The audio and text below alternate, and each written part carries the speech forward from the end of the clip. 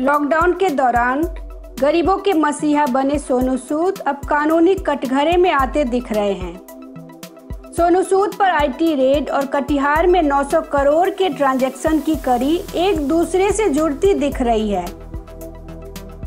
15 सितंबर को जिस वक्त इनकम टैक्स डिपार्टमेंट प्रख्यात बॉलीवुड अभिनेता सोनू सूद के मुंबई और लखनऊ में स्थित संपत्तियों पे छापे मार रही थी, ठीक उसी दरमियान सैकड़ों किलोमीटर दूर बिहार के सीमांचल में कटिहार जिले के 2 बच्चों के बैंक खातों में 900 करोड़ रुपए से ज्यादा रकम आई और धीरे धीरे वापस भी चली गई। बैंक प्रबंधन ने इसे एक मामूली तकनीकी खामी कह रहा है, लेकिन आईटी के छापे, सोनू सूद का एक कंपनी से जुड़ाव और उस कंपनी का सीमांचल में बैंकिंग सर्विस प्रदाता के रूप में सेवा देना, इन तीनों को एक सूत्र में पिरोने पर पूरा मामला संदेहास्पद जान पड़ता है। वहीं वेदांत संगीत, जो इंडिया फॉरेंसिक कंसल्टेंसी सर्विसेज में एजुकेशनल हेड है, ये company forensic accounting, bank, forensic money laundering का सर्टिफिकेशन देती है। वेदांत संगीत ने कहा कि 900 करोड़ का ट्रांजैक्शन हुआ और ये टाइपिंग में गलती करने से नहीं हो सकता है। सोनू सूद के स्पाइस मनी से जुड़ाव, आईटी रेड और उसी दिन दोनों अकाउंट को मिलाकर 900 करोड़ से ज्यादा रुपए के आने के बीच के संबंधों पर वेदांत ने कहा, एक बार फॉरेंसिक ऑडिट हो जाए तो सारे राज खुल सकते हैं।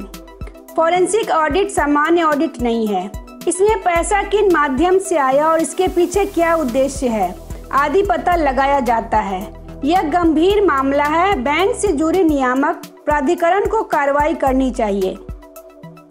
गौरतलब है कि सोनू सूद की संपत्तियों पर आईटी की रेड, सोनू सूद का स्पाइस मनी का ब्रांड एम्बेसडर एवं नॉन एग्जीक्यूटिव एडवाइजरी बोर्ड का सदस्य होना और स्पाइस मनी के सीएसपी से संबंध 2 बैंक खातों में सोनू सूद पर आईटी रेड चलने के दौरान 900 करोड़ से ज्यादा रकम का लेन देन हो जाना कई तरह के संदेह पैदा कर रहा है।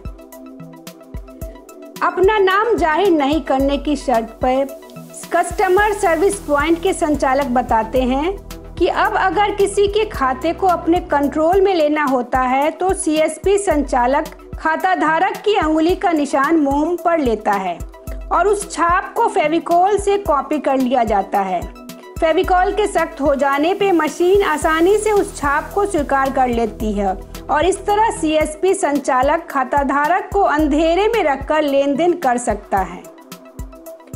ऐसे में सवाल उठता है कि अगर ग्रामीण स्तर पर संचालित सीएसपी इतनी आसानी से आम लोगों के खाते का इस्तेमाल कर सकता है, तो क्या सीएसपी चलाने वाली कंपनियां बड़े स्तर पर संदिग्ध लेन देन नहीं कर सकती है? सवाल यह है कि क्या इस बड़ी लेन देन का संबंध सोनू सूद और आईटी रेड से तो नहीं है?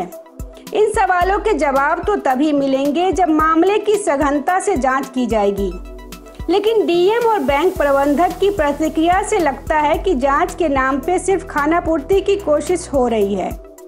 Bureau report, public news.